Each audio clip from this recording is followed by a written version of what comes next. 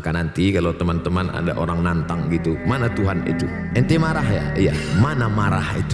Bisa kita tunjukkan, ini loh marah itu. Marah, benci, rindu, cinta, rasa, tak ada. Maka setiap orang yang ingin mengungkapkan rasa dengan kata-kata, kata terlalu miskin untuk mewakili rasa. Semua kata yang diungkapkan untuk mewakili rasa yang tak kelihatan itu, semua kata itu dusta.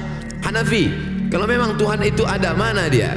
Imam Hanafi berkata, engkau pergi ke tengah laut naik kapal kayu, sampai di tengah laut terombang-ambing, dipukul ombak, dihempas gelombang, dan engkau hanya berpegang pada satu kayu pecahan kapal. Apakah dalam hatimu ada merasa di sana ada kekuatan yang maha besar? Ya, itulah Allah.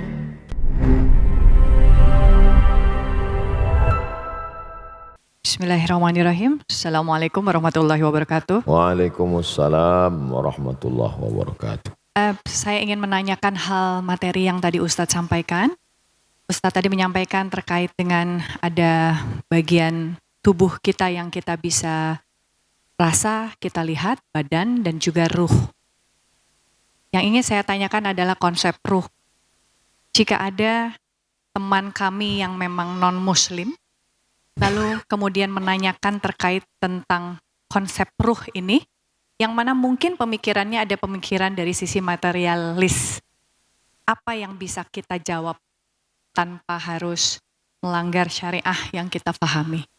Itu saja Ustadz, terima kasih. Assalamualaikum warahmatullahi wabarakatuh. Waalaikumsalam warahmatullahi wabarakatuh. Hampir semua agama meyakini adanya ruh. Makanya orang barat yang berfilsafat materialisme sekalipun, tetap ketika terjadi kecelakaan di laut, di udara, mereka tetap menyebut SOS, save our soul. Selamatkan ruh, selamatkan jiwa kami. Dan kita sebagai orang Indonesia, walaupun ada non-muslim, sepakat itu. Maka dia katakan, bangunlah jiwanya, bangunlah badan. Bangunlah jiwanya, bangunlah badannya. Kalau ada agama di Indonesia yang tidak percaya ada roh, maka saat nyanyi itu dia diam aja. Bangunlah, bangunlah badannya. Karena yang dia lihat hanya badan. Jadi hampir semua meyakini ada roh, bahwa nanti kita akan mati, ruh kita akan diadili. Perbedaannya hanya pada konsep Allah, bahwa kita meyakini qul huwallahu ahad, esa tunggal tak berbilang, Allahus samad, meminta hanya kepada dia saja, tak boleh minta kepada yang lain. Lam yalid, dia tidak beranak, walam yulad, dia tidak diperanakkan. Dipejam mata, nampak bayang-bayang hitam, kuning, hijau, terlintas macam-macam gambar. Itukah dia? Ma khatara bibalik fallahu laisa kadzalik. Apa yang terlintas di pikiranmu, maka itu bukanlah Tuhan. Apa yang terlintas dalam kepalamu, maka Allah tidak seperti itu. Karena Allah itu adalah wa yakulahu kufuwan ahad. Tak ada satupun yang setara dengan dia. Insya Allah dengan orang di Indonesia selesai, walaupun non-muslim, karena mereka percaya kepada roh. Bagaimana dengan kawan yang bukan orang Indonesia, atau orang Indonesia tapi terkontaminasi kepalanya dengan aliran ateis? Di Indonesia orang ateis tidak punya tempat, karena sila pertama Pancasila, ketuhanan yang Maha Esa. Tapi ketika nanti ketemu dengan orang yang tak percaya pada Tuhan, mana itu Tuhan? Kalau memang ada Tuhan itu mana? Mana dia? Saya mau lihat Tuhan itu. Itu pertanyaan tertua dalam surat Al-Baqarah ketika Bani Israel yang dibawa oleh Nabi Musa menyeberang dari Mesir menuju Palestina. Orang Mesir, orang Israel minta kepada Musa. Apa kata mereka? Ya Musa lan nu'mina laka hatta narallaha jahrah. Kami tidak mau percaya kepadamu sebelum kami melihat Tuhan itu nyata di depan mata kami. Mana Tuhan itu Musa? Maka nanti kalau teman-teman ada orang nantang gitu, mana Tuhan itu? Habis itu tempeleng dia langsung. Oh, paham.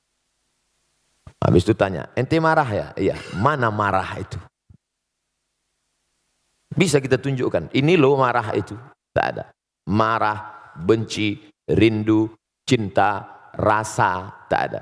Maka setiap orang yang ingin mengungkapkan rasa dengan kata-kata, kata terlalu miskin untuk mewakili rasa.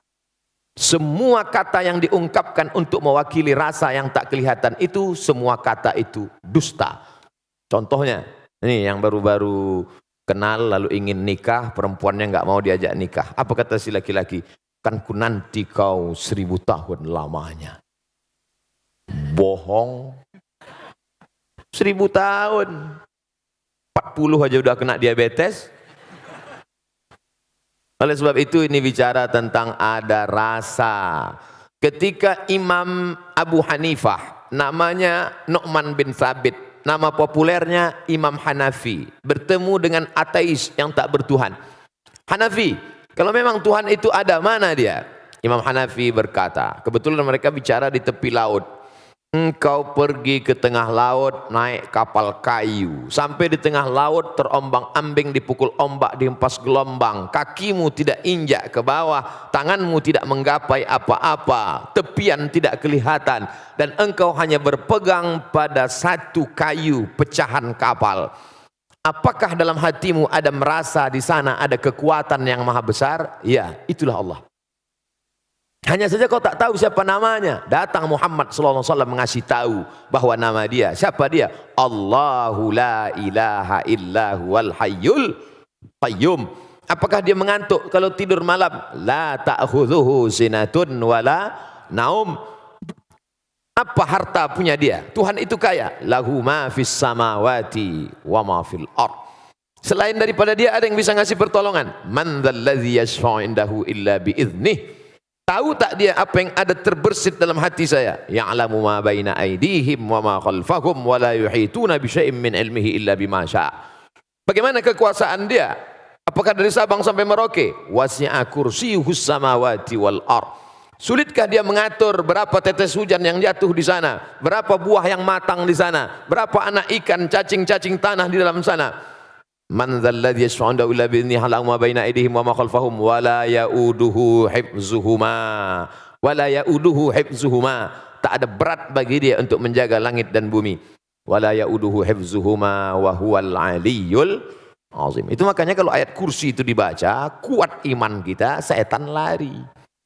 Bukan mantra bim salabim abakadabra. Ustaz, saya baca ayat kursi kok setannya enggak lari. Orang ente 11 12 sama setan. Oh, lari. Kuat kan? Kira-kira itulah yang dapat saya jawab. Wallahu a'lam.